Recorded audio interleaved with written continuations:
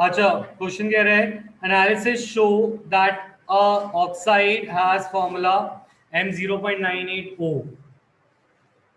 ऐसे क्वेश्चन को कैसे सॉल्व करते हैं? देखो, अगर तुमने गूगल से टेस्ट किया है तो प्लीज थोड़ा ध्यान दो यहाँ पे।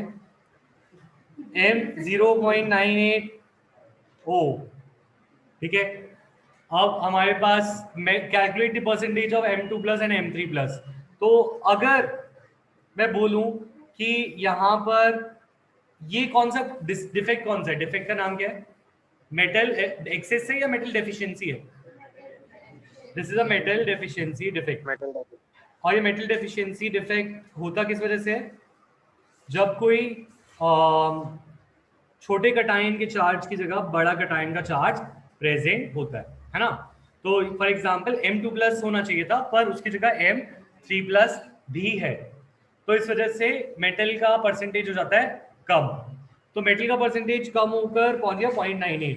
तो मैं लेट करता हूं ऐसे क्वेश्चन में करने के लिए, मैं क्या करूंगा, बोलूंगा M3 प्लस को X मान लेता हूं। तो M2 प्लस की कंसेंट्रेशन क्या हो जाएगी? that will be 0.98 minus x। और अब मैं करूंगा ऑक्सीडेशन नंबर का मेथड लगाऊंगा। क्यों? क्योंकि मेरे पास यहाँ पे दो चीजें हैं। एक है इस मेटल के अंदर मेरे पास M2 प्लस है, कितने अमाउंट में? x अमाउंट में। और सॉरी, M3 प्लस है x अमाउंट में, और M2 प्लस कितने अमाउंट में हो गया? 0.98 माइनस एक्स में हो गया। और O2 माइनस मेरे पास है, ठीक है, 1 अमाउंट में।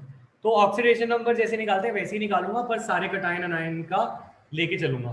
तो ऑक्सीडेशन नंबर मेथड क्या कहता है? ऑक्सीडेशन नंबर मेथड कहता है 3 प्लस इंटू इसके नंबर कितने हैं x, प्लस 2 का नंबर कितना है 0.98 माइनस एक्स, और इसका चार्ज कितना है -2 इंटू 1, और सबका सम क्या आएगा? 0, क्योंकि ये सारा न्यूट्रल है, न्यूट्रल का चार्ज 0 आता है। तो इसको सॉल्व करके I will get 3x minus 2x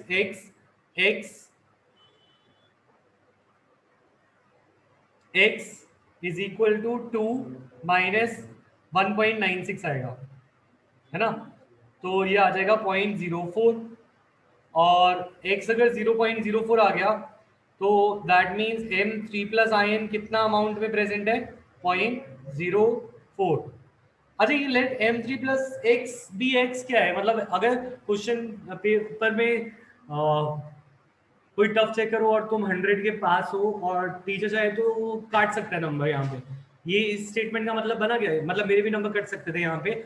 इसका कोई मतलब है ना, लेट M3 प्लस भी एक्स, क्या ये क्या चीज है? मतलब इसको ये क्या ले लिया? M3 प्लस एक्स है, तो M2 प्लस 9.98 माइनस एक्स है, तो ये क्या है? ये अमाउंट है।